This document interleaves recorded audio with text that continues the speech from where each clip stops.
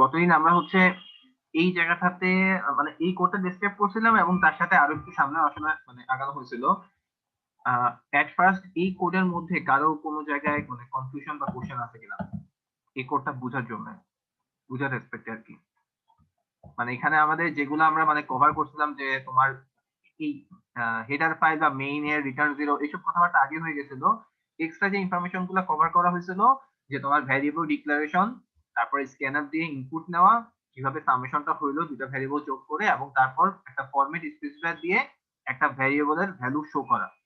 এই জিনিসগুলো হচ্ছে মানে এইটার মধ্যে কি পয়েন্ট গুলা ছিল।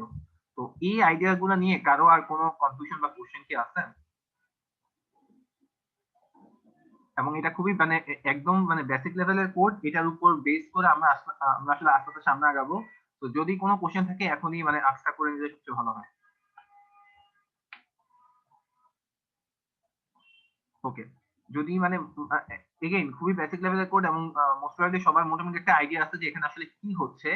তো এটার উপর বেস করে আমরা আবার এগেইন সামনে আগাচ্ছি। তো মানে পরেও যদি মনে হয় যে এটাতে আমি কনফিউজ হয়ে গেছি, মানে পরেও আস করতে পারো, কোনো সমস্যা নাই। বাট এখন করলে আসলে আমরা যে এখন ক্লাস আগাবো এটা বুঝতে আর একটু সুবিধা হবে।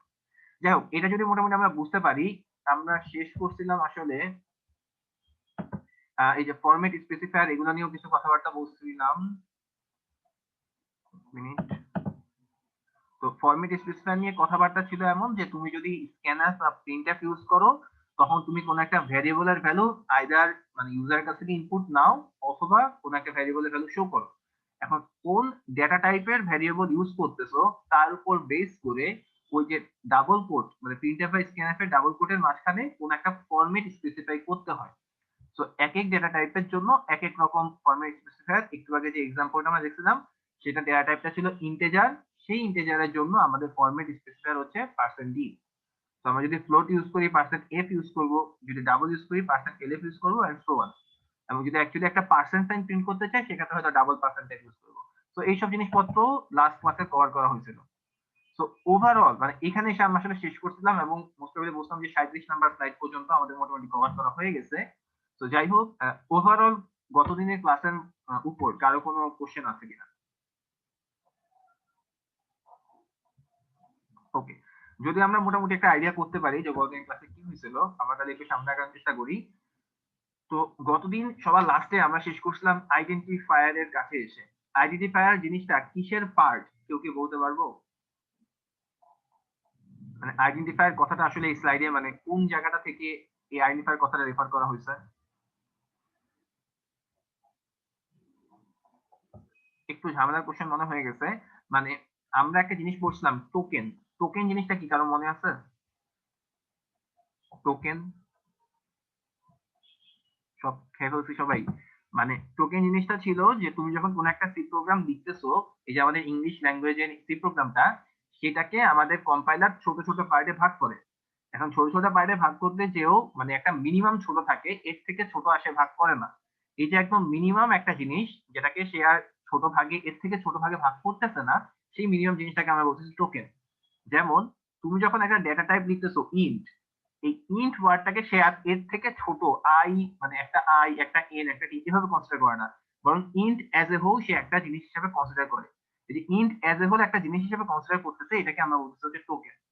তো আমরা বলছিলাম এই টোকেন গুলাকে আমরা 6টা ডিফারেন্ট ক্যাটাগরি বা টাইপে আসলে ভাগ করতে পারি।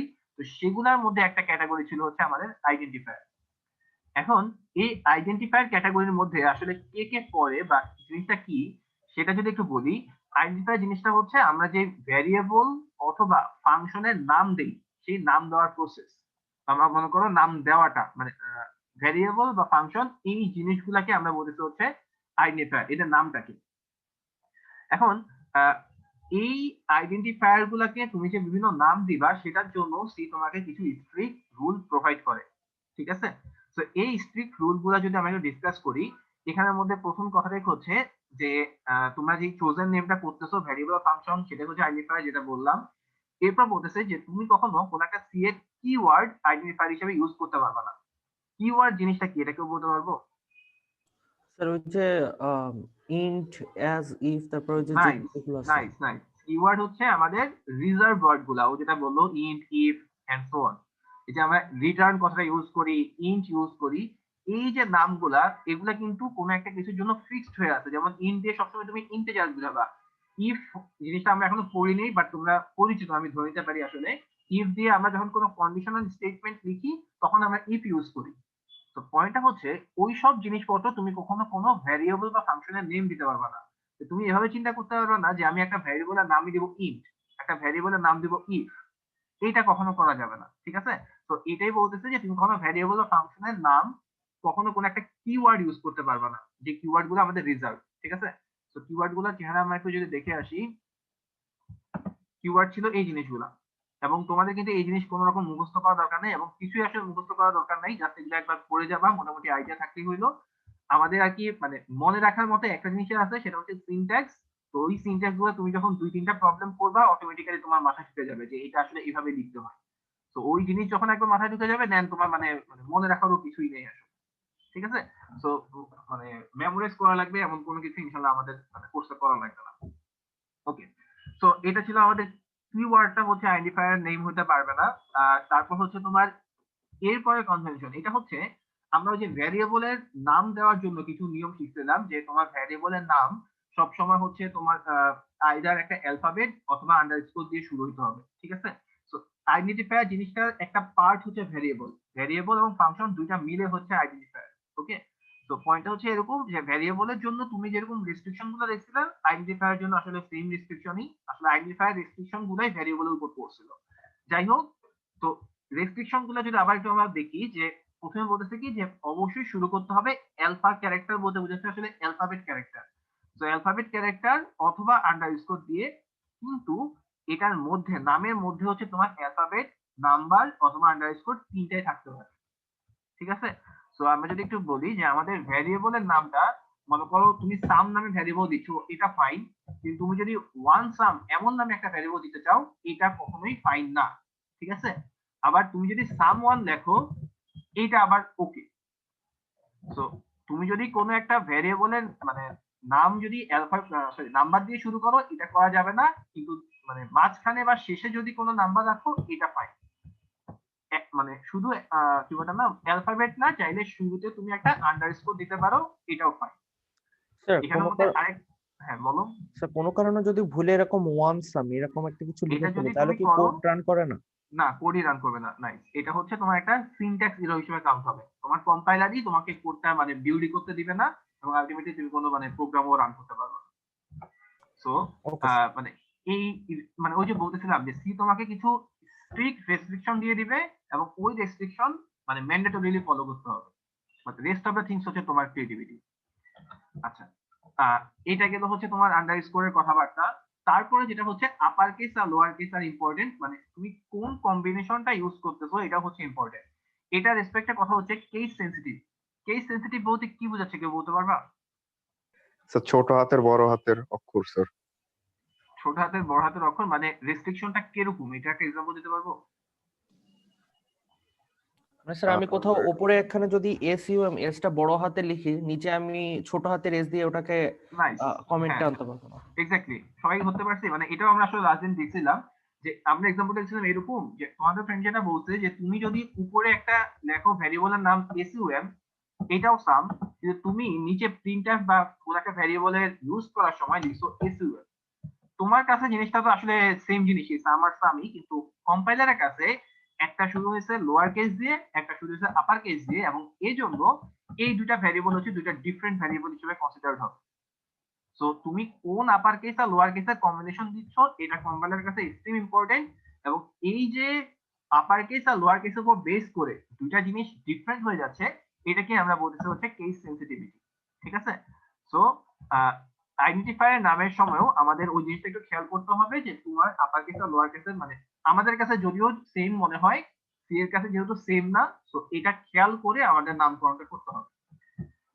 এরপরেটা তো বললামই যে আচ্ছা, এরপরে কথা হচ্ছে তোমার আইদার লেটার, ডিজিট আর আন্ডারস্কোর হইতে পারবে, এটা ছাড়া অন্য কিছু হতে পারবে না। সেটাও আমরা বলছিলাম এরকম করে, যে তুমি যদি একটা ভ্যারিয়েবলের নাম এভাবে চিন্তা করো, যে সামের পর মনে করো আমি একটা ভ্যারিয়েবলের নাম দিলাম টোটাল সাম, ঠিক আছে? এইভাবে লিখলে ফাইন, কিন্তু তুমি যদি চিন্তা করো যে টোটালের পর একটা এক্সক্লামেটরি সাইন দিব, জাস্ট কথার কথা, বা মনে করো তোমার মন চাইছে তুমি ডলার সাম দিবা, তো যেটাই হোক না কেন তুমি এরকম কোনো কিছু দিতে পারবা না। মানে তুমি স্পেশাল ক্যারেক্টার হিসেবে শুধুমাত্র আন্ডারস্কোর ইউজ করতে পারবে, এটা ছাড়া আর অন্য কোনো ক্যারেক্টার ইউজ করা যাবে না। তো অ্যালফাবেট, আন্ডারস্কোর অথবা নিউমেরিক মানে নাম্বার টাইপ কিছু, এটা ছাড়া অন্য কিছু করা যাবে না। আর লাস্ট যে রেস্ট্রিকশনটা বলছে সেটা হচ্ছে কোনো স্পেস রাখা যাবে না। এটাও একটা খুব কমন মিস্টেক, যে জিনিসটা মানে অনেক সময় আমাদের মনে হয় যে মানে টোটাল সাম এরকমটা ভ্যারিয়েবলের নাম তোমরা দিবা, অনেক সময়ই মানে মিনিংফুল ভ্যারিয়েবলের নাম দেওয়াটা হচ্ছে প্রেফার করে সবাই, এবং এটাই করা উচিত। তো অনেক সময় আমরা করি কি, যেহেতু টোটাল সাম একটা মানে দুইটা ডিফারেন্ট ওয়ার্ড, নিজেদের অজান্তেই আমরা ভ্যারিয়েবল ডিক্লারেশন সময় এরকম করে লিখি, যে মনে করো এখানে একটা ভ্যারিয়েবল আছে এ বি, আর এই দুটার সাম হিসেবে তুমি লিখতেছো টোটাল সাম এমন নামে একটা ভ্যারিয়েবল। তো ভুলে মাঝখানে যদি স্পেসটা দিয়ে দাও, সি এর কাছে এই দুটা তখন ডিফারেন্ট দুটা ভ্যারিয়েবল হয়ে যাচ্ছে। তো যেহেতু দুটা ডিফারেন্ট ভ্যারিয়েবল, তখন সে এই জিনিসটাকে আসলে ইন্টারপ্রেট করতে পারবে না, যেহেতু তুমি মাঝখানে একটা স্পেস দিছো। ওকে স্যার, টোটাল কেউ স্যার ভেরিয়েবল ধরবে? মানে সে তো আসলে চিন্তা করতেছে যতগুলো অ্যালফাবেট পরপর আছে সবাই মিলে একটা ভ্যারিয়েবল হয়। তুমি যদি মাঝখানে স্পেস দাও, তার কাছে মনে হবে টোটাল একটা ভ্যারিয়েবল হওয়ার কথা, সাম আর একটা ভ্যারিয়েবল হওয়ার কথা, তুমি বরং মাঝখানে একটা কমা মিস করছো। তো যেহেতু তুমি এটা মিস করছো, তার মানে তোমার একটা সিনট্যাক্স এরর, তো তোমার কম্পাইলের সময় তোমার কোড আটকে যাবে। বাট পয়েন্টটা হচ্ছে তুমি তো আসলে তোমার এটা ইন্টেনশনই ছিল না, তোমার ইন্টেনশন ছিল দুইটা মিলে একটা ভ্যারিয়েবল হবে, টোটাল সাম একটা ভ্যারিয়েবলের নাম হবে। তো যদি এই স্টাইলে আমরা নাম দিতে চাই, আইদার দুইটাকে একসাথে করে দিতে হবে বা মাঝখানে একটা আন্ডারস্কোর দিতে হবে, বা তুমি যেভাবে প্রেফার করো সেরকম করে কোনো একটা মানে নেমিং কনভেনশন কিছুটা দিয়ে, ঠিক আছে। তো এগুলার মানে যখন কোনো একটা মিনিংফুল আমরা ভ্যারিয়েবলের নাম দেই, তখন আসলে চাইলে একটু কাহিনী করা যায়, যেমন প্রতিটা নতুন ওয়ার্ডের জন্য একটা করে নতুন ক্যাপিটাল মানে ক্যাপিটাল এস এরকম করে ইউজ করা, অথবা মাঝখানে একটা আন্ডারস্কোর ইউজ করা, দুই রকমই আসলে কনভেনশন আছে। বাট আমরা ওইসব ঝামেলা যাবো না, তোমার যেভাবে ইচ্ছে তুমি নাম দিতে পারো। জাস্ট এটা মাথায় রাখো যে আমাদের যাতে মানে এই রেস্ট্রিকশন গুলা কোনোভাবে মানে ব্রেক না করে, তাহলে এই সাইড থেকে সবাই বুঝতে পারছি কি বোঝাতে চাচ্ছি? যে কোনো কোশ্চেন থাকলে বলতে পারো। ওকে, জি স্যার, এটা স্যার বুঝছি স্যার, বাট এখানে কথা হচ্ছে যে স্যার এই যে এই রুলগুলা কি স্যার হচ্ছে মানে আমরা ওই যখন ইন্টের পরে যেই ভেরিফাই মানে আইডেন্টিফাই করে দিই ওইখানের জন্য এইগুলা? এই রুলগুলো হচ্ছে ওভারঅল আইডেন্টিফায়ার জন্য। তো তুমি ওই যে ইন্টের পরে এই যে এখানে যেমন আমি ভ্যারিয়েবলের নাম লিখতেছি, এগুলোর জন্য তো অবশ্যই রুলটা অ্যাপ্লিকেবল। আমরা এখন একটা জিনিস পড়ি নেই, সেটা হচ্ছে ফাংশন। এই যে আমরা ইন্ট মেইন লিখছিলাম, এই মেইনটাও ছিল একটা ফাংশনের নাম, ঠিক আছে। এই মেইনের যে নামটা মানে মেইনের যে নামকরণ, এই ফাংশন নামকরণটাও আমার আইডেন্টিফায়ারের মধ্যেই পড়ে, ঠিক আছে। তো তুমি যখন কোন একটা ফাংশনের নাম দিবা যেটা আমাদের সামনে আসতেছে কোর্সে, সেই সময়ও আমাদের এই নেমিং কনভেনশনটা ফলো করতে হবে, মানে শুধু ভ্যারিয়েবল না, এই নামকরণের জন্য এটা অ্যাপ্লিকেবল। আচ্ছা ঠিক আছে স্যার। ওকে, আচ্ছা এটা যদি আমরা বুঝি, আমরা একটু সামনে আগাই। এগেন আমাদের এইখানে যে কথাবার্তা গুলো আছে, এগুলা জাস্ট হচ্ছে তোমাদের কোডে সুবিধা করার জন্য, এবং এই যে কিছু কমন ইরর, যেমন দেখো অনেকে ছোট হাতের মেইনের জায়গায় বড় হাতের এম লিখে দেয়, ওই যেটা বললাম যে কেস সেনসিটিভিটি, এই দুটো আসলে সেম না। তো এগুলা জাস্ট তোমরা একবার রিডিং করে নিও, হোপফুলি মানে একবারই বুঝবা, যদি না বুঝতে পারো দেন আমাকে হচ্ছে জাস্ট বললো যে এটা আরেকবার বলে ভালো হয়। তো যাই হোক, আমি এই স্লাইড গুলো স্কিপ করে যাচ্ছি, বাট অবশ্যই তোমরা একবার হলেও এটা পড়ো এই জিনিসগুলা। ওকে, এরপর যেটা নিয়ে আমরা একটু ডিসকাস করব সেটা হচ্ছে তোমাদের সিনট্যাক্স এরর। সিনট্যাক্স এরর কি জিনিস, কেউ কি বলতে পারবা? সিনট্যাক্স এরর কি এগেইন মানে তোমাদের যেটা মাথায় আসে বলতে পারো, মানে এটাতে কোনো ইয়া নেই, স্যার কি একটু আগে বললেন যে স্পেস দেওয়া যাবে না টাইপের? এক্স্যাক্টলি ওই যে মাঝখানে স্পেস দেওয়া যাবে না, বা লাস্টে তুমি যদি সেমিকোলন মিস করো, অর্থাৎ সি তোমাকে সিনট্যাক্স লেখার জন্য যে রেস্ট্রিকশন দিচ্ছে, তুমি যদি সেই রেস্ট্রিকশনটা ফলো না করো, কোনোভাবে এটাকে মিস্টেক করো, তখন যে ইররটা ইন্ট্রোডিউস হবে সেটাই হচ্ছে আমাদের সিনট্যাক্স ইরর। তো পয়েন্টটা হচ্ছে, যেহেতু একটা বাধা ধরা নিয়মের মধ্যে তুমি এই কাজটা করতেছো, তো তোমার যদি এই টাইপ ইরর হয়, কম্পাইলার সেই ইররটা ফার্স্ট টাইমই ধরে ফেলতে পারে। তো কম্পাইলার যেহেতু ইররটা ধরে ফেলতেছে, সো মানে তোমার প্রোগ্রামই রান করবে না যদি তুমি সিনট্যাক্স ইররটা করো। সো এই ইররটাকে এই জন্য অ্যাপ্লিকেশনে বলা হয় তোমার এই যে কম্পাইল ইরর বা কম্পাইল টাইম ইরর আর কি, ঠিক আছে।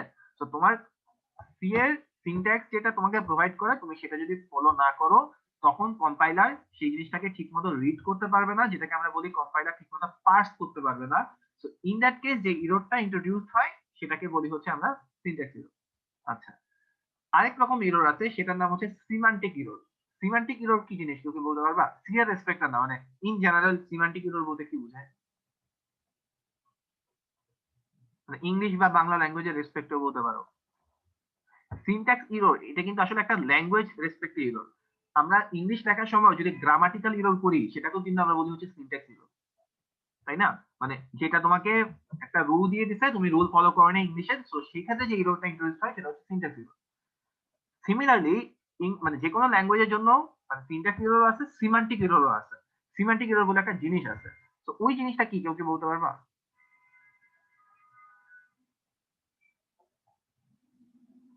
এটা আসলে তোমাদের সবাই জানো, বাট এখন আসলে খেয়াল করতে পারতেছো না। আহ, আমার কাছে এটা হচ্ছে মানে আগের ক্লাসটা তো এটা বলছিলাম যে বাংলাতে আমরা একটা জিনিস পড়ছিলাম, মনে আছে? যে আকাঙ্ক্ষা, যোগ্যতা, আসক্তি, এরকম টাইপ কিছু কঠিন কঠিন টার্মস জি স্যার। বাংলা ব্যাকরণের মধ্যে, যা জি মানে স্যার। খুবই ঝামেলা জিনিস। স্যার। তো ওই জিনিসপত্র গুলার মতোই একটা জিনিস সিমান্টিক এরর। যেমন এখন তোমাদের বললে আসলে তোমরা বুঝবা যে আমরা এরকম একটা এক্সাম্পল, মিনিংফুল কিছু আর কি এক্স্যাক্টলি মানে না হওয়া। তোমার যেটা তুমি লিখছো সেটা গ্রামাটিক্যালি কারেক্ট, কিন্তু যেটা তোমার মিনিংটা দাঁড়াচ্ছে সেটা হচ্ছে ভুল। যেমন এটা মনে হয় যে আমরা সবাই বইয়ে এটাই পড়ছিলাম যে গরু আকাশে উড়ে, এমন টাইপ কিছু এক্সাম্পল। গ্রামাটিক্যালি কথাটা ঠিক কিন্তু মিনিংফুলি কথাটা ভুল। তো এই টাইপ ইরর যখন তুমি সি এর মধ্যে করতেছো সেটাকেও আমরা বলতেছি হচ্ছে সিমেন্টিক ইরর। যেমন এই টাইপ ইরর কখন হতে পারে, যেমন তুমি কোনো একটা সংখ্যাকে যদি 0 দিয়ে ভাগ করো, তোমার তুমি একটা ডিভিশন করতেছো, একটা নাম্বারকে একটা ইন্টিজার নাম্বার দিয়ে ভাগ করতেছো, সিনট্যাকটিক্যালি কথাটা কোনো রকম ভুল নাই। কিন্তু যখন তুমি কোনো একটা সংখ্যা 0 দিয়ে ভাগ করো তখন তোমার কাছে আসলে একটা ইরর ইন্ট্রোডিউস হয়। ইররটা কি? যে নাম্বারটা হয়ে যায় ইনফিনিটি অথবা অসংজ্ঞায়িত। তো এরকম যেই ইররটা সিনট্যাকটিক্যালি ঠিক আছে কিন্তু তোমার কোডের মধ্যে আসলে মানে ইন্টারনালি একটা ভুল ইন্ট্রোডিউস হয়ে গেছে, এই টাইপ ইররকে আমরা বলতেছি হচ্ছে সিমান্টিক ইরর। তো সিনট্যাক্স ইরর আর সিমান্টিক ইরর এই দুটো নিয়ে কি আমরা মোটামুটি আইডিয়াটা বুঝতে পারতেছি যে কি বোঝাতে যাচ্ছি? ওকে, এখানের মধ্যে একটা ছোট কথা বলে রাখি যে এখানে একটা লাইন আছে যে user observe output of running program. মানে সিনট্যাক্স এরর যখন হবে তখন তুমি কোডটা রান করলেই তোমার কম্পাইলার নিচে হচ্ছে রেড কালার দিয়ে ভরা ফেলবে যে এগুলো ভুল হয়েছে, এগুলো ঠিক করো। যখন সিমান্টিক এরর হবে কম্পাইলার কিন্তু এই ভুলগুলো ধরতে পারবে না। ইন দ্যাট কেস তুমি অ্যাজ এ প্রোগ্রামার কোডটাকে যখন রান করবা, এটাকে আমরা বলি হচ্ছে ডিবাগ করা। তো কোডটাকে যখন রান করবা তখন হচ্ছে গিয়ে দেখবা যে তুমি যেভাবে এক্সপেক্ট করতেছিলা সেভাবে কোডটা এক্সিকিউট করতেছে না।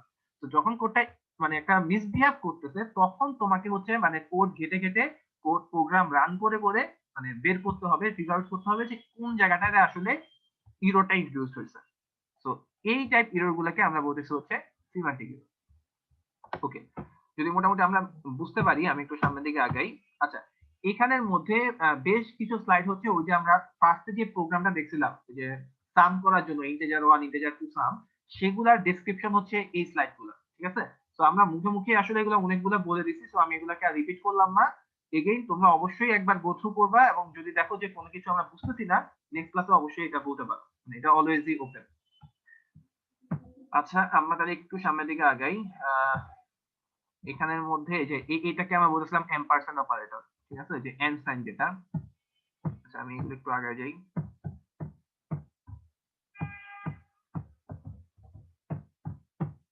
অনেক স্লাইড আগে যাচ্ছি, বাট আই হোপ মানে তোমরা বুঝতেছো কেমন করতেছি।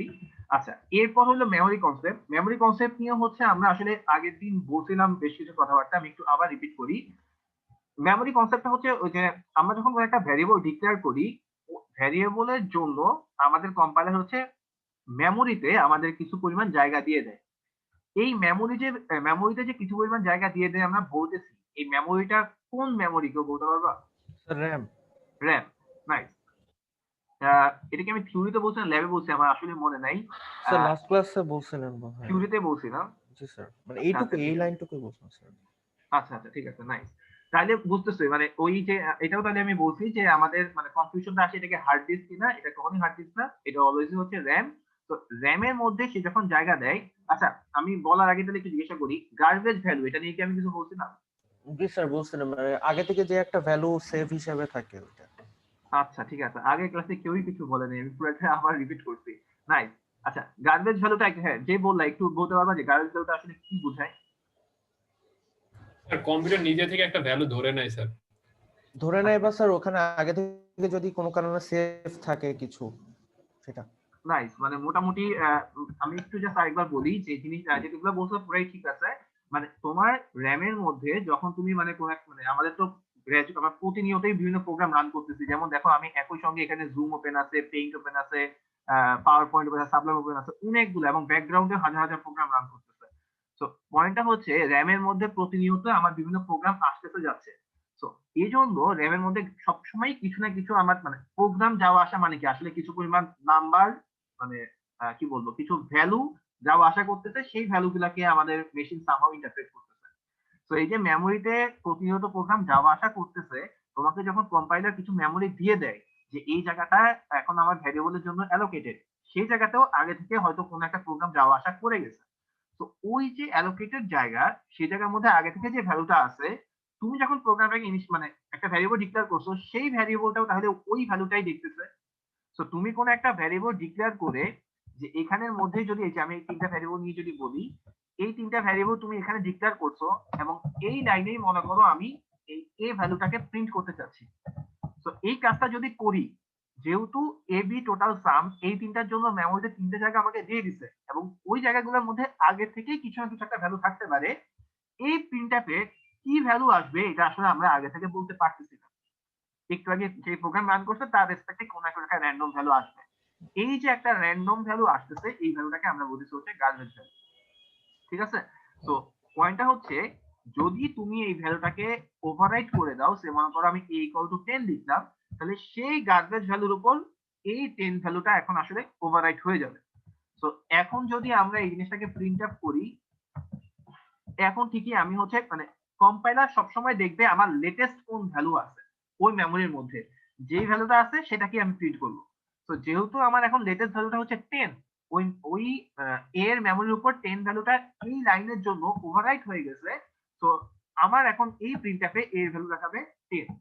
তো আমি যদি পরের লাইনে আবার মনে করো, কিন্তু আমি যদি মনে করো এই প্রিন্টএফের আগেই a ইকুয়াল টু 15 এমন একটা স্টেটমেন্ট লিখি, ইন দ্যাট কেস কি হবে, এইখানে সে 10 ওভাররাইট করছে। হ্যাঁ, কেউ কিছু বলতেছি? বললাম স্যার 15টা ওভাররাইট হবে স্যার তখন। এক্স্যাক্টলি, তখন কি হবে এই 15 ভ্যালুটা আবার ওভাররাইট হবে। মানে কি জন্য এটা ভেঙে ভেঙে বলা, পয়েন্টটা হচ্ছে তুমি কোন কোন ভ্যালু অ্যাসাইন করছো, কিভাবে কি করছো, এটা কম্পাইলার মাথা ব্যথা না। কম্পাইলার জাস্ট দেখতে চাবে বা মানে মেশিনটা যেটা দেখতে চাবে যে লেটেস্ট কোন ভ্যালুটা আমাদের মেমোরিতে আছে, যেই ভ্যালুটা আছে সেই ভ্যালুটাই আমি জাস্ট শো করবো। তো তোমার লেটেস্ট ভ্যালু যেহেতু 15, তুমি এই লাইনটা এক্সিকিউট করে 15 করে ফেলছো, তো এখানে সে আমাকে দেখাবে জাস্ট 15 ভ্যালুটা। তোমার একটু আগে 10 ছিল, একটু আগে কোন গাজের ভ্যালু ছিল, এগুলো আর আমাদের মানে পুরো ভ্যালুটাই তখন হারায় যাবে। অ্যাকচুয়ালি জিনিসটা হচ্ছে এরকম। তো পয়েন্টটা হচ্ছে একটা জিনিস, এটা হচ্ছে একটা মানে আইডিয়া। সেকেন্ড একটা আইডিয়া হচ্ছে যখন আমরা এরকম ভ্যালু অ্যাসাইন করে দিচ্ছি, এই জিনিসটাকে তুমি দেখো যে আমাদের আগে যেই ভ্যালু থাকুক না কেন, সেই ভ্যালুটা নাই হয়ে গিয়ে নতুন একটা ভ্যালু আসবে। তো এই টাইপ কাজ যখন আমি অ্যাসাইনমেন্ট করতেছি, কোন একটা ভ্যালু ওভাররাইট করতেছি, এটাকে আমরা বলতেছি একটা ডিস্ট্রাকটিভ অপারেশন। বুঝতেই পারতেছো যে একটা ভ্যালু ডিস্ট্রয় করে নতুন একটা ভ্যালু দিচ্ছে। আর যখন হচ্ছে আমি একটা ভ্যালুকে রিড করতেছি, তখন তো আসলে কোনো ওভাররাইটের কিছু নাই, জাস্ট মেমোরিতে কোন ভ্যালু আছে সেই ভ্যালুটা দেখছি, এটাকে আমি এখন প্রিন্ট করে দিব। তো যখন এরকম টাইপ জাস্ট একটা রিড করার অপারেশন আসতেছে, প্রিন্ট করার অপারেশন, এটাকে আমরা বলতেছি হচ্ছে নন ডিস্ট্রাকটিভ অপারেশন। ঠিক আছে? এগেইন এগুলো জাস্ট জানানোর জন্য মেইন আইডিয়াটা হচ্ছে তুমি যদি কোনো একটা ভ্যালু ওভাররাইট করো, মানে আগে কি আছে সেটা কেউ দেখবে না, মানে সেটার কম্পাইলার খুঁজেও পাবে না, ওই ভ্যালু আগে নাই হয়ে যাবে, লেটেস্ট যে ভ্যালু আছে শুধু সেটা নিয়ে তুমি কাজ করতে পারবে। আইডিয়াটা কি সবাই বুঝতে পারছি? মেমোরি কনসেপ্টে মানে যেটা বোঝানোর ট্রাই করতেছি যে জি স্যার। ওভাররাইট হওয়াটা বা কেমনে কি, কারো কোনো কনফিউশন বা কোশ্চেন থাকলে একটু বলতে পারো। ওকে, এখানে আমি জাস্ট হচ্ছে মানে ইকুয়াল টু দিয়ে দেখাইছি, বাট তোমরা এটা বুঝতেছই। আমি যদি এখানে স্ক্যানআপ করতাম, এটাও কিন্তু আসলে সেম কথাই বুঝায়। যদি আমি স্ক্যানআপ করি, এটাও আসলে বুঝায় যে ইউজারের কাছ থেকে যে ইনপুট নিছি সেটা এর মেমোরিতে ওভাররাইট করে দাও। ঠিক আছে? তো এখানে আর কি বলতে পারো যে ইউজার যে ভ্যালু দিচ্ছে সেটা ওভাররাইট হয়, আর তুমি যখন এরকম হার্ড কোড করে দিচ্ছ যেটাকে লিখছো সেটা ওভাররাইট হয়। জাস্ট এইটাই। ওকে, তোমরা যদি মোটামুটি এটা বুঝতে পারো, ভেরি নাইস। আমি তাহলে একটু সামনে আগাই। মেমোরি কনসেপ্টটা হইলো। আচ্ছা, এরপর হচ্ছে আমাদের অ্যারিথমেটিক অপারেশন। আচ্ছা, অ্যারিথমেটিক অপারেশনটাও হচ্ছে মানে খুবই স্ট্রেট ফরওয়ার্ডই, যে আমাদের চারটা অ্যারিথমেটিক অপারেশন তোমরা অলরেডি জানো, যে প্লাস, মাইনাস, মাল্টিপ্লিকেশন, ডিভিশন, খুবই বাংলা স্টাইল, যে আমরা ম্যাথে যেগুলো করে আসছি সেই জিনিসই। তো একটু ইন্টারেস্টিং পার্ট হচ্ছে ম্যাথের রেসপেক্টে, মনে করো আমি যদি তোমাদেরকে f+7 মানে এইগুলো দিয়ে একটু এক্সাম্পলটা দিই যে f+7 বুঝতেছো, f নামে একটা ভ্যারিয়েবল আছে, সেটার সঙ্গে 7 যোগ করতে যাচ্ছি, তো তুমি ম্যাথেও লিখতে f+7, তুমি এখানে মানে আমাদের সি ল্যাঙ্গুয়েজেও আমরা লিখবো হচ্ছে f+7 এমন কিছু। যদি এমন থাকে দুইটা ভ্যারিয়েবল আছে p আর c, এদেরকে আমি একটা থেকে আরেকটা বিয়োগ করতে বলতেছি, ম্যাথেও তুমি করতে p-c, এখানেও তোমাকে লিখতে হবে p-c। বাট মাল্টিপ্লিকেশন এবং ডিভিশন, মাল্টিপ্লিকেশনের জন্যই বলি, মাল্টিপ্লিকেশনের জন্য আমি যদি তোমাকে বলি যে দুইটা ভ্যারিয়েবল আছে বি আর এম, মানে দুইটা চলক আছে যারা হচ্ছে বি আর এম, এদেরকে আমি গুণ আকারে লিখবো, তুমি চাইলে ম্যাথে যখন আমরা ম্যাথ করতেছি তখন সেটাকে লিখতে পারো কি বিএম। অটোমেটিক্যালি আমরা এটা বুঝি যে দুইটা জিনিস যদি পাশাপাশি লিখি এই দুটো আসলে গুণ বুঝায়। বা যখন বলবো মনে করো 7a, তুমি অটোমেটিক্যালি বুঝতেছো এটা আসলে বোঝাচ্ছি 7 × a। এইটা যদিও আমরা অটোমেটিক্যালি বুঝতেছি, কিন্তু সি এর জন্য এগেইন আমাদেরকে একটা সিনট্যাক্স প্রোভাইড করা হয়েছে। সি তে তুমি যদি এরকম বিএম লেখো, সি সেটাকে বি ইন্টু এম বুঝবে না। জি স্যার, সে হচ্ছে দুইটা একসাথে একটা ইয়ে ধরবে আর কি। কি ধরবে? হ্যাঁ, জি স্যার, মানে এই যে স্যার একটু আগে যেটা পড়লাম আর কি, ক্যারেক্টার না কি জানো, ভ্যারিয়েবল। নাইস, মানে ভালো ইন্টারপ্রেট করছো। হ্যাঁ ভ্যারিয়েবল স্যার। এক্স্যাক্টলি, মানে সবাইকে ধরতে পারতেছি যে তুমি যদি জিনিসটাকে একসাথে লেখো, সি এর কিন্তু এটা বোঝার কোনো উপায় নাই যে তুমি আসলে বোঝাচ্ছ বি এবং এম দুইটা ডিফারেন্ট ভ্যারিয়েবলকে একসাথে গুণ আকারে তুমি বুঝাতে চাচ্ছ। সি এর কাছে বরং লাগবে বিএম নামে একটা ভ্যারিয়েবল আছে, সেই ভ্যারিয়েবলটাকে তুমি এখানে মানে ইউজ করতে চাচ্ছ, সেই ভ্যারিয়েবলের ভ্যালু নিয়ে তুমি কিছু একটা করতে চাচ্ছ। সি এর এটা বোঝার কোনো উপায় নাই যে দুইটা ডিফারেন্ট ভ্যারিয়েবল এখানে আসলে গুণ হচ্ছে। তো এই প্রবলেমটা অ্যাভয়েড করার জন্য সি তোমাকে একটা স্ট্রিক্ট সিনট্যাক্স প্রোভাইড করে, যে বুঝতেছো কি সিনট্যাক্স, যে তোমার দুইটা ভ্যারিয়েবল আলাদা আলাদা লিখতে হবে এবং এদের মাঝখানে একটা ইনটু সাইন ইউজ করতে হবে। ঠিক আছে, এবং ইনটু সাইনটা বুঝতেছো যে অ্যাস্টেরিস্ক সাইন। আর ডিভিশনের জন্য হচ্ছে আমাদের সাইনটা হচ্ছে এরকম স্ল্যাশ সাইন। তো ম্যাথের জন্য আমরা x/y এরকম করে লিখতে পারি, কিন্তু সি এর রেসপেক্টে আমাদের x মানে এরকম স্ল্যাশ দিয়ে y এরকম ডিভিশন দিতে হবে। এগুলো মোটামুটি স্ট্রেট ফরওয়ার্ড। আচ্ছা, আরেকটা জিনিস হচ্ছে তোমরা যখন খাতায় মানে তোমাদের পরীক্ষার জন্য তোমরা যখন খাতায় লিখবা, তখন কিন্তু অবশ্যই এই সি এর এক্সপ্রেশন গুলো যেরকম সেরকম করে লিখতে হবে। ঠিক আছে, তো আমি মানে যদিও আমরা যদি x/y লেখো, আমরা বুঝতে পারবো যে হ্যাঁ এটা আসলে তুমি ভাগ বুঝাচ্ছ, কিন্তু সিতে তুমি আসলে এভাবে লিখতে পারবা না। সিতে তো সব কিছু এক লাইনে লিখতে হবে। তো সি এর ল্যাঙ্গুয়েজে আমরা যেভাবে লিখবো, মানে কম্পাইলার আমরা যেভাবে লিখি, আমরা যখন খাতায় কোড করবো এক্স্যাক্টলি সেম ওয়েতেই করবো। ঠিক আছে। আচ্ছা, তো প্রথম চারটা এই অ্যাডিশন, সাবট্রাকশন, মাল্টিপ্লিকেশন, ডিভিশন, এই চারটা নিয়ে কারো কোনো কনফিউশন বা কোশ্চেন? ওকে, এইগুলো খুবই স্ট্রেট ফরওয়ার্ড। লাস্টে যেটা আছে রিমাইন্ডার, মানে এই যে পার্সেন্ট টাইপ একটা সাইন, এইটার কাজ কি কেউ বলতে পারবো? রিমাইন্ডারের কাজ কি? রিমাইন্ডার অর্থ কি?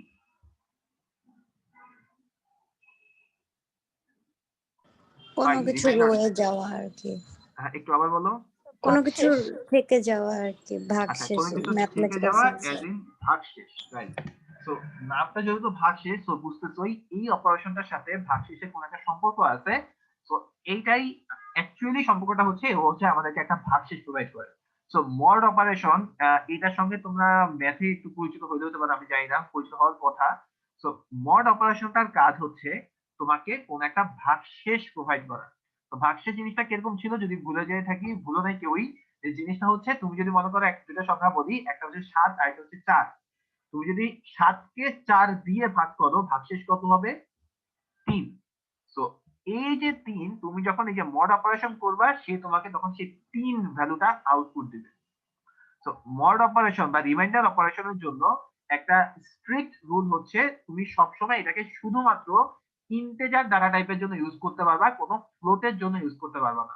তো শুধুমাত্র ইন্টেজারের জন্য এই রিমাইন্ডার অপারেশনটা ইউজ করা যায়। ওকে, সো এখানে যদি একটু এক্সাম্পল রেসপেক্টে বলি, হ্যাঁ এটা শুধুমাত্র ইন্টেজারের জন্য ইউজ করা যায়। আচ্ছা, সো রিমাইন্ডার কথাটা কি বুঝালাম, এটা কি সবাই বুঝতে পারছি যে ভাগশেষের মানে রেসপেক্টে কথাটা কিরকম? যে আচ্ছা আমি এক্সাম্পলটাই বলি, যে এক্সাম্পলটা হচ্ছে এরকম যে মনে করো x%y বা 7%4, মানে দেখে মনে হচ্ছে পার্সেন্ট বা পার্সেন্ট না, এটা আসলে হচ্ছে আমাদের মড সাইন। এবং এই জিনিসটা হচ্ছে তুমি যখন 7 কে 4 দিয়ে মড করবা, ভাগশেষ হচ্ছে 3, তো সেই 3 আউটপুট দিবে। আবার তুমি যদি 17 কে 5 দিয়ে মড করো, বুঝতেছোই 3 5 15, ভাগশেষ হচ্ছে 2, সেই 2 হচ্ছে আমাদেরকে আউটপুট দিবে। আচ্ছা, সো রিমাইন্ডার অপারেশন, এটার আইডেন্টিটি সবাই বুঝতে পারছি? রিমাইন্ডারটা কিভাবে কাজ করতেছে বা মানে কিভাবে ভ্যালুটা দেয়? জি স্যার। স্যার আরেকবার একটু রিপিট করলে ভালো। আচ্ছা, রিমাইন্ডার হচ্ছে তোমাকে কোন একটা ভাগশেষ দিবে। মনে করো আমরা যদি এই জায়গার মধ্যে এগুলো একটু সব নাই করে দেই।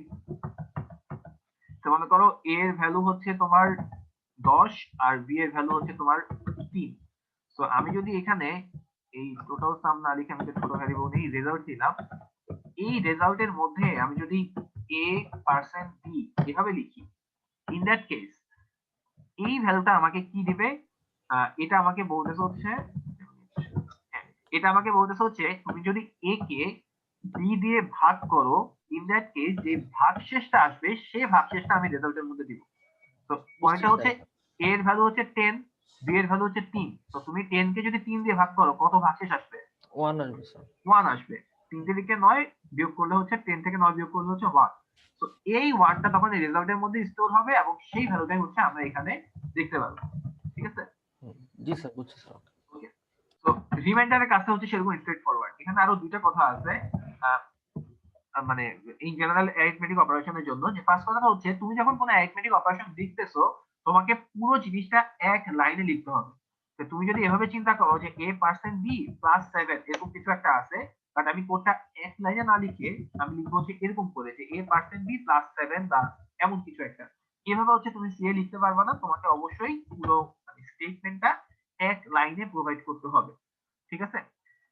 আর এটা কি সবাই বুঝতে পারছি যে আমাদের যাবতীয় যত ইকুয়েশন হবে সবগুলো আমরা এক লাইনে লিখতে হবে? এটা গেল একটা। সেকেন্ড আরেকটা জিনিস হচ্ছে, এটা কি তোমাদেরকে জিজ্ঞাসা করি যে মনে করো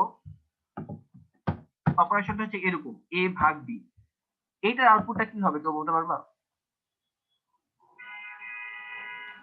স্যার 3.33 মানে যেরকম ভাগে আসে। 3.333। আচ্ছা, আর কারো কোনো অপিনিয়ন আছে? কি আসবে স্যার? শুধু স্যার ইন্টিজার শুধু 3 আসবে। তো দুই রকম আসছে, মানে আইদার এটা নাইলে ওইটা, এটা ছাড়া আসলে কোনো কিছু হবে না। যে আইদার 3 অথবা 3.33 এমন কিছু একটা হবে। একটু খেয়াল করে দেখো আমাদের যে ডেটা টাইপটা আমরা ডিক্লেয়ার করছি, ডেটা টাইপটা কি? ইন্টিজার। ইন্টিজার। এক্স্যাক্টলি। ফ্লোট আসলে স্যার তখন স্যার দশমিক আসতো স্যার। এক্স্যাক্টলি, মানে যদি আমাদের ডেটা টাইপটা ফ্লোট হইতো, ইন দ্যাট কেস আসলে দশমিকটা আসতে পারতো। যখন ডেটা টাইপটা ইন্টিজার, তুমি এখানে ভাগ করার পর যদিও তোমার দশমিক আসার সুযোগ থাকতো, রেজাল্টের মধ্যে আসলে কখনোই দশমিক থাকতেই পারবে না, কারণ তুমি বলে দিচ্ছ তোমার ডেটা টাইপটা হচ্ছে ইন্টিজার। তো পয়েন্টটা হচ্ছে যখন ইন্টিজার ডিভিশন হয়, ইন্টিজারের সাথে তুমি ইন্টিজার ভাগ করতেছো, ইন দ্যাট কেস তোমার এই ভাগফলটা অলওয়েজই আসলে একটা ইন্টিজার হবে এবং সেই ইন্টিজারটা এখানে স্টোর হবে। তো যদিও আমরা বুঝতেছি যে 10 কে 3 দিয়ে ভাগ করলে 3.333 এমন কিছু একটা হওয়া উচিত ছিল, সেটা না হয়ে 10 কে 3 দিয়ে ভাগ করলে যেহেতু আমার ইন্টিজার ভাগ হচ্ছে, তো আমার এটা ইন্টিজার ডিভিশনের আউটপুট হবে শুধু 3 এবং সেই ক্ষেত্রে রেজাল্টের মধ্যে 3 ভ্যালুটা স্টোর হবে।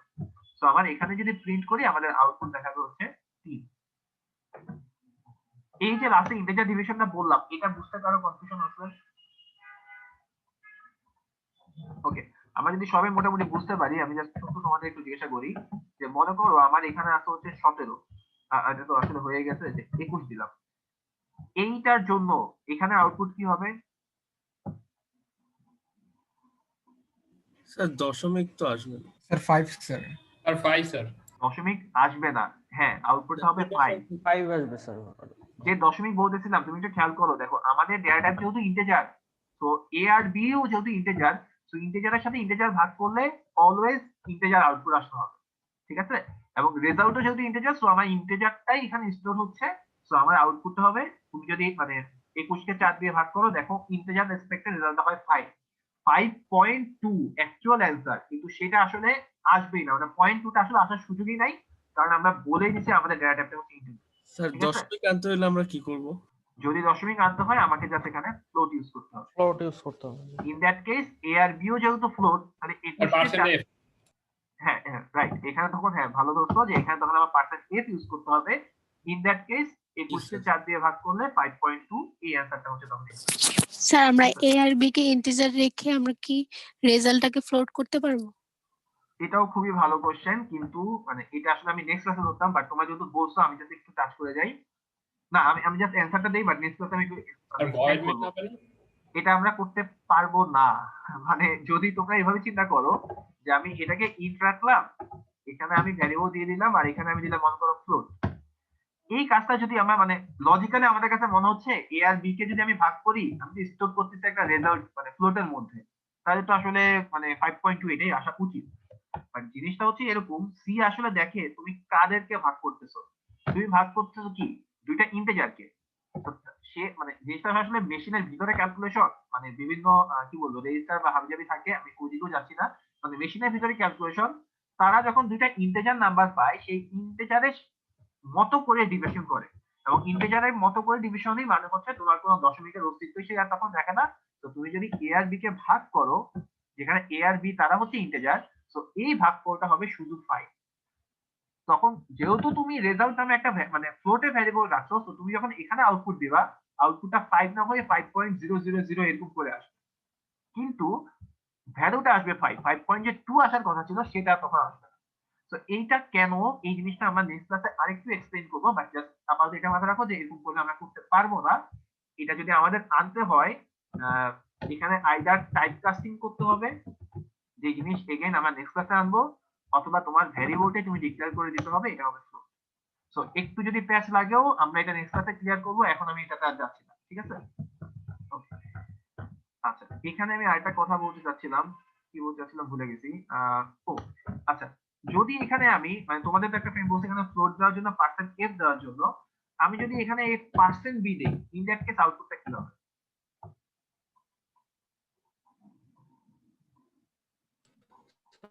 ওয়ান। স্যার 1 হবে স্যার। 1 হবে। আর কারো কোনো আইডিয়া? কোনো ইয়ে আউটপুট আসবে না, 0 হবে সম্ভবত। 0 আসবে। আর কারো? আচ্ছা, যে 0 আসবে বলতেছি, কেন আসবে 0? কারণ যদি ডেসিমেলে আসবে তো আমার কোনো ইয়ে রিমাইন্ডার থাকার কথা না। না, 0 আসলে না। তুমি আমাদের কিন্তু একটা রেস্ট্রিকশন ছিল, মানে একদম মানে রিমাইন্ডারের সাথে এটা অলওয়েজ মাথায় রাখো, রিমাইন্ডার অপারেশন শুধুমাত্র ইন্টিজারের সাথে ইউজ করা যায়। তো তুমি যখনই এই কাজটা করতে যাবা, কম্পাইলার মোস্ট প্রবাবলি এরর দিবে, এটা একটু আমার দেখা লাগবে। তো এই কাজটা মানে সিনট্যাকটিক্যালি আসলে ঠিক কাজ না। অবশ্যই তোমাকে এখানে ইন্টিজার ইউজ করতে হবে, এটা রেসপেক্টে পার্সেন্ট ডি দিতে হবে, শুধুমাত্র তখনই তোমার কোডটা আসলে একটা ভ্যালিড কোড হবে। তো যখন আমার এই কোডটা একটা ভ্যালিড কোড, তখন তোমরা যে আউটপুটটা বলছো যে আউটপুট হবে 1, অ্যাকচুয়ালি তখন আসলে আউটপুটটা 1 পাওয়া যাবে। তো যখন আমরা এই পার্সেন্ট ইউজ করবো, অবশ্যই খেয়াল করবা যাতে আমার ডেটা টাইপটাও ইন্টিজার হয়। ফ্লোট নিয়ে পার্সেন্ট ইউজ করলেই মানে এরর হবে। ওকে, সো ওভারঅল আমরা স্যার বলো। যদি রিমাইন্ডার যদি স্যার দশমিকে আসে তখন কি করব স্যার? রিমাইন্ডার কখনো দশমিকে আসবে না। তুমি চিন্তা করে দেখো, একটা ভাগশেষ কি, আমরা যখন মানে ভাগ করি, ভাগশেষ কখনো দশমিক হয়? এখন চিন্তা করতে পারো যে হ্যাঁ, আমার যেটা ভাজক, আমি যদি সেটাকে দশমিক মানে সরি ভাজ্য যেটাকে বলে, সেটাকেই যদি আমি দশমিকে নেই, ইন দ্যাট কেস হয়তো দশমিক আসবে, কিন্তু আসলে ওইরকম জিনিসটা না। ম্যাথমেটিক্যালি সবসময় শুধুমাত্র ধনাত্মক সংখ্যা বা মনে করো ন্যাচারাল নাম্বার যেগুলো, সেগুলারই হচ্ছে তোমার রিমাইন্ডারটা থাকে, ঠিক আছে? তো মানে স্ট্রিক্ট রুলটা হচ্ছে অলওয়েজ তোমাকে হচ্ছে ইন্টিজার ইউজ করতে হবে, সেই রেসপেক্টে তুমি তখন মানে শুধুমাত্র রিমাইন্ডারটা পাবা। আদারওয়াইজ তোমার কোড হচ্ছে এটা সিনট্যাক্স এররই হওয়ার কথা, আমাদের একটু খেয়াল আছে। ওকে, আর কারো কোশ্চেন বা কনফিউশন এই অ্যারিথমেটিক মানে অপারেশন? স্যার রিমাইন্ডারে তো স্যার আমাদের ইন্টিজার আসছে, বাট এমন অনেক সময় থাকে না স্যার আমাদের অ্যান্সার আসে 0.2 অর 0.65, এগুলো তাহলে কিভাবে আনা হয়? এগুলাতে তুমি এখন রিমাইন্ডার অপারেশনটা ইউজ করতে পারবা না। কিন্তু তুমি যদি চাও যে না আমি আসলে রিমাইন্ডার কথা সেটা বের করতেই চাই, ইন দ্যাট কেস তোমাকে আসলে একটু ট্রিক খাটাইতে হবে, যে তুমি ফার্স্টে একটা ইন্টিজার ডিভিশন করলা, ইন্টিজার ডিভিশন করে আগে একটা ভ্যালু বের করে নিয়ে আসলা, তারপর তোমার মেইন যে ভ্যালু আছে, যে মনে করো তুমি 2 না, আমি মনে করো 20.4 আছে, তো এটাকে আমি 4 দিয়ে ভাগ করে এই 0.4টাকে আলাদা করতে চাই। তো তোমার কাছে একটা ট্রিক হতে পারে যে আমি ফার্স্টে এটাকে একটা ইন্টিজার ডিভিশন করব, এখানে এগেইন টাইপ কাস্টিং একটু ব্যাপার স্যাপার আছে। তো এইখানে রেসপেক্টে তুমি একটা ভাগ করলে ভাগফল পাবা 5। তো এই 4 আর 5 তুমি যদি গুণ করো, আউটপুট হবে 20। 20.4 থেকে সেই 20 বিয়োগ করলে তুমি তখন এই 0.4 এটাকে আউটপুট হিসেবে পাবে। মানে ইন দ্যাট কেস তোমাকে আসলে ঘুরায় খাইতে হবে, তুমি ডিরেক্ট খাইতে পারবে না। জিনিসটা হচ্ছে মানে ডিরেক্ট করা যাবে না, একটু ঘুরায় পেঁচায় করতে হবে। যদি তুমি ডিরেক্ট রেজাল্ট পেতে চাও, ইন দ্যাট কেস অবশ্যই তোমাকে মড সাইনটা ইউজ করতে হবে, এবং সেটা শুধুমাত্র ইন্টিজারের জন্যই তুমি করতে পারবে। সবাইকে মোটামুটি বুঝতে পারছি কি হচ্ছে? জি স্যার। ওকে, তারপরে যদি কোশ্চেন আসে অবশ্যই নেক্সট ক্লাসে মানে এটা বলবো। আচ্ছা, লাস্ট একটা টপিক, সেটা হচ্ছে তোমার এগেন এখন আমরা মুখে মুখে যেগুলো বলবো সেগুলো স্লাইডে লেখা আছে, তো আমি জাস্ট একটু ফাস্ট সামনে আগে যাই। এই স্লাইডটা এটা হচ্ছে গিয়ে তোমার প্রেসিডেন্স রুল। পয়েন্টটা হচ্ছে এরকম যে ম্যাথের রেসপেক্টে একই লাইনে কিন্তু আসলে একাধিক অপারেটর থাকতে পারে, একই লাইনে যোগ বিয়োগ গুণ ভাগ সবকিছু একসাথে থাকতে পারে। যদি সি এর রেসপেক্টে একই লাইনে আমাদের এতগুলো অপারেটর একসাথে থাকে, তাহলে কে আগে এক্সিকিউট হবে এমন একটা কোশ্চেন বা কনফিউশন আসা খুবই নরমাল। তো এইটাকে রিজলভ করার জন্য সি হচ্ছে তোমাকে একটা প্রেসিডেন্স রুল দেয় যে কে আগে এক্সিকিউট হবে। তো সেই প্রেসিডেন্স রুল অনুযায়ী সবার ফার্স্টে অলওয়েজ এক্সিকিউট হবে, তো যে আমরা জানি এটা সবসময় ফার্স্ট ব্র্যাকেট আগে এক্সিকিউট হয়, সবার আগে প্যারেন্থেসিস যে আছে সেটা হচ্ছে আমাদের এক্সিকিউট হবে। তো প্যারেন্থেসিসের মধ্যে যে অপারেটর গুলো থাকবে তাদের মধ্যে হচ্ছে যে আগে প্রায়োরিটি সেরকম করে হচ্ছে যেটা এক্সিকিউট হবে।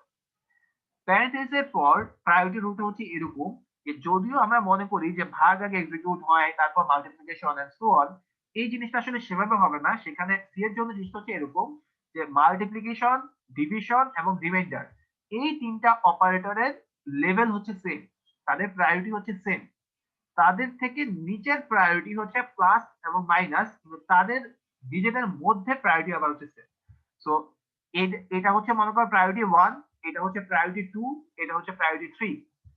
প্রায়োরিটি 1 এ শুধুমাত্র আমার প্যারেন্থেসিস আছে, প্রায়োরিটি 2 এর মধ্যে আছে হচ্ছে মাল্টিপ্লিকেশন, ডিভিশন এবং রিমাইন্ডার, প্রায়োরিটি 3 আছে এডিশন এবং সাবট্রাকশন। কিন্তু এক কথা হচ্ছে যদি একই লাইনের মধ্যে আমাদের প্রায়োরিটি 2 এ সবাই থাকে, ইন দ্যাট কেস জিনিসটা কিরকম, ইন দ্যাট কেস লেফটে যে আছে সে আগে এক্সিকিউট হবে। কথাবার্তাগুলো যদি একটু কনফিউজিং লাগে আমরা একটা জাস্ট এক্সাম্পল দেখি। যে মনে করো এই লাইনটার মধ্যে এই লাইনটা আমি চেঞ্জ করে দেই, এই লাইনটা মনে করো আছে এরকম যে 2 into 3 ভাগ 4 প্লাস 3 mod 2 minus 4, এই জিনিসটা মনে করো আছে, ঠিক আছে? এটা কিন্তু কপি করে নিচে নামাই। হ্যাঁ, এই জিনিসটা আছে। এই জিনিসটা যদি থাকে, এখন আমাদের চিন্তা করতে হবে যে মানে এই যে আমরা প্রেসিডেন্স রুলটা পড়লাম সেটা রেসপেক্টে কিভাবে সেই জিনিসটা আসলে এক্সিকিউট করবে। পয়েন্টটা দেখো, এখানের মধ্যে আমাদের মাল্টিপ্লিকেশন, সাবট্রাক্ট মানে প্লাস মাইনাস যা আছে সবই আছে। তো আমাদের সিস্টেমটা হচ্ছে সবার ফার্স্টে মানে এখানে যে মানে এই প্লাসের আগে এই পার্টটুকু নিয়ে সবার ফার্স্টে আমরা চিন্তা করতেছি। এটার মধ্যে আমার মাল্টিপ্লিকেশনও আছে, ডিভিশনও আছে।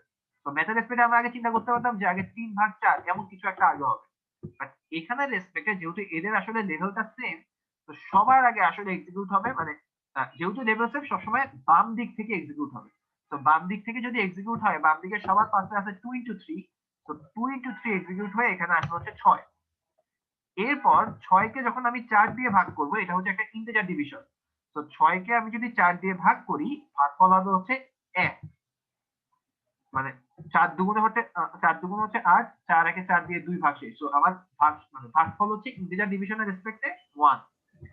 এইখানে যখন আমার এই পার্টটুকু শেষ হয়ে গেল, এখন আমার এখানে আছে প্লাস, মড, মাইনাস তিনটা অপারেটর। তো সবচেয়ে বেশি প্রায়োরিটি হচ্ছে আমার এখানে মড অপারেশন। তো 3 কে আমি যদি 2 দিয়ে মড করি, আমার ভাগশেষ হবে কত, 1। এরপর যখন আমি মানে আলটিমেটলি একটুকু পেয়ে গেলাম, এখন আমার প্লাস মাইনাস সবাই আছে, এদের সবার প্রায়োরিটি হচ্ছে সেম। তো যদি সেম প্রায়োরিটি হয় আমার এক্সিকিউট হবে বাম দিক থেকে। তো বাম দিক থেকে সবার ফার্স্টে আছে 1 + 1, এটা মানে হচ্ছে 2। এখন খালি একটা অপারেটর আছে 2 - 4, এটা মানে হচ্ছে -2। সো আলটিমেটলি পুরো জিনিসটা এক্সিকিউট হয়ে আমার আউটপুট আসবে হচ্ছে -2। কোন জায়গা থেকে কি করলাম এটা নিয়ে কারো কোনো কনফিউশন থাকলে একটু বলো। মানে পয়েন্টটা হচ্ছে প্রেসিডেন্স এর হচ্ছে সবচেয়ে হাই, তারপর আর এই সেকেন্ড লেভেলের মধ্যেও আসলে শুধু একা নয়, আসলে একাধিক পার্সন থাকে। এখন একাধিক পার্সন যদি সবাই একসাথে থাকে, ইন দ্যাট কেস যে সবার বামে আছে সে সবার আগে এক্সিকিউট হবে। জাস্ট এটাই হচ্ছে মেইন কথা। ওকে, আজকের লেকচারে মোটামুটি হচ্ছে একটু পর্যন্তই। কারো কোনো মানে এই আইডিয়াগুলো বুঝতে কোনো কনফিউশন বা কোশ্চেন থাকলে একটু বলো আজকের লেকচার নিয়ে। স্যার 20.4 এর ব্যাপারটা আরেকবার বললে ভালো হতো। 20.4টা আমি কোথায় যেন বলছিলাম, ও এটা আসলে মানে তোমাদের কেউ একটা হচ্ছে একটু কোশ্চেন করছিল যে যদি আমার দশমিক থাকে ইন দ্যাট কেস আমি ভাগশেষটা কিভাবে নিব। ঠিক আছে, পয়েন্টটা হচ্ছে ইন দ্যাট কেস তুমি এই রিমাইন্ডার অপারেশনটা ইউজ করতে পারবা না। কিন্তু তোমার খুবই মন চাচ্ছে যে আমার এই পয়েন্ট কোডটা সামহাউ বের করতেই হবে, যে আমি যদি 4 দিয়ে ভাগ করি আমার এই পয়েন্ট কোড যেটা অবশিষ্ট থাকে এটাকে আমাকে বাইর করতেই হবে, এটা হচ্ছে তোমার প্ল্যান। ইন দ্যাট কেস তোমাকে যেটা করতে হবে সবার আগে, মানে আমি একটা মানে আইডিয়া বলতেছি যে কোনটার পরে কি করতে হবে। সবার আগে তুমি 20.4 কে 4 দিয়ে ভাগ করবা, কিন্তু এখানে একটা ছোট টাইপ কাস্টিং করতে হবে। এগেইন টাইপ কাস্টিং এর আইডিয়াটা আমরা নেক্সট ক্লাসে ইনশাআল্লাহ বলবো। টাইপ কাস্টিং মানে হচ্ছে এক ডেটা টাইপ থেকে আরেক ডেটা টাইপে কনভার্ট করা। তো তুমি যদি একটা ফ্লোট নাম্বারকে, এই দশমিক সংখ্যাকে ইন্টিজারে কনভার্ট করো, তার মানে কি হবে, দশমিকের পর যেটা আছে সেটা নাই হয়ে যাবে। তো দশমিকের পর যদি নাই হয়ে যায় তাহলে কি থাকবে, শুধু 20। এই 20 কে তুমি যদি 4 দিয়ে ভাগ করো, ইন্টিজারকে ইন্টিজার দিয়ে ভাগ করতেছো, তাহলে ভাগফল কি, একটা ইন্টিজার হবে, ভাগফল হচ্ছে আমার 5। পয়েন্টটা হচ্ছে তুমি যখন 5 পেয়ে গেছো আর তুমি অলরেডি 4 জানো, এই 4 আর 5 গুণ করলে হয় কি 20। তো আমার প্রথম যে সংখ্যা ছিল 20.4, সেটা থেকে আমি যদি এই 20 টাকে বাদ দেই তাহলে কি আমাদের এই ভাগশেষটার জন্য আমরা এত কাহিনী করলাম সেই ভাগশেষটা আমার চলে আসতেছে। তো যদি আমাকে এরকম কোনো দশমিক সংখ্যা থেকে লাস্ট রেজাল্টটা বের করতে হয়, ইন দ্যাট কেস আমাকে কতগুলো স্টেপ এই কোডের মধ্যে করতে হবে, তারপর আমি এই দশমিক কোডটা পাবো। কিন্তু যদি আমার সংখ্যাটা একটা ইন্টিজার সংখ্যা হতো, যে আমার সংখ্যাটা হচ্ছে 21, এই ক্ষেত্রে আমার ভাগশেষ কত আমি সেটা বের করতে চাই, ইন দ্যাট কেস তুমি যদি জাস্ট মড করো সাথে সাথেই তোমার আউটপুটটা চলে আসবে হচ্ছে 1। তো ইন্টিজারের জন্য কাজটা স্ট্রেইট ফরওয়ার্ড, যদি তোমার ভাগশেষ লাগে মানে এজ ইন হচ্ছে কতটুকু অবশিষ্ট আছে সেই পার্টটুকু বের করতে হয় একটা ফ্লোট সংখ্যার জন্য, ইন দ্যাট কেস তোমাকে আর একটু ক্যালকুলেশন করে তারপর বের করতে হবে। আইডিয়াটা কি বোঝা গেছে? জি স্যার। ওকে, আমরা আসলে আরো প্র্যাকটিস করব, মানে থিওরি ল্যাব দুটো মিলায়ে, ইন দ্যাট কেস কনফিউশন গুলো আসলে আরো অনেক ক্লিয়ার হবে হোপফুলি ইনশাআল্লাহ। ওকে, আজকে লেকচার নিয়ে যদি মোটামুটি সবাই বুঝতে পারি, সবাই একটু মাইকটা আনমিউট করো, আমি একটু ফাস্ট রোল কল করব এবং যখনই তোমাদের রোল আসবে একটু রেসপন্স করো। আচ্ছা, আর মানে একটু প্রক্সি কেউ দিও না, আমি অ্যাকচুয়ালি দেখতেছি যে 45 বা 46 জন আমাদের পার্টিসিপেন্ট আছে, যদি হচ্ছে মানে এর থেকে বেশি অ্যাটেন্ডেন্স চলে আসে আমি in that case cross check করবো আর কি আমার ওই লিস্টটা থেকে। ওকে, আমি একটু রোল কল করি, সবাই একটু রেসপন্স করো। 105 100, সবাই আনমিউট করে নিও। 105 কি আসি? ওকে, তোমার কি সেকশন এ? Yes sir. ও আচ্ছা ঠিক আছে, ইন দ্যাট কেস আচ্ছা ঠিক আছে, তাহলে তোমাদের রোল কল আজকে আপাতত নাই। আমার কাছে আমি ভুলে সেকশন সি এরটা হচ্ছে রেডি করছি। ওকে, ইন দ্যাট কেস আমি তাহলে ওই বিডি রেনের লিস্ট থেকে দেখে নেবো ইনশাআল্লাহ। ঠিক আছে, আজকে ক্লাস তাহলে এই পর্যন্তই। Thank you.